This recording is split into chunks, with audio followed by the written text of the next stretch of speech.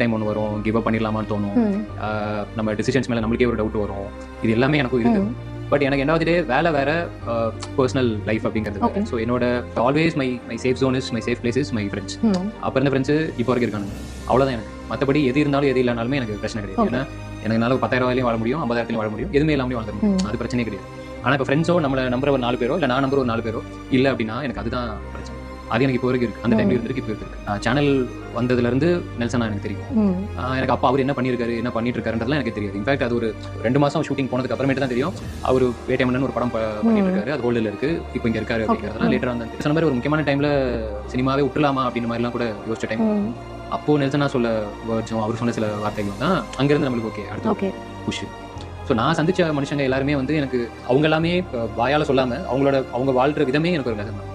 அந்த மாதிரி தான் கரெக்டான டைம்ல மேபி கரெக்டான மனுஷங்க லைஃப்ல வருவாங்கங்கிறது அதுவும் நான் நம்புறேன். நம்புறது. விஷயம்.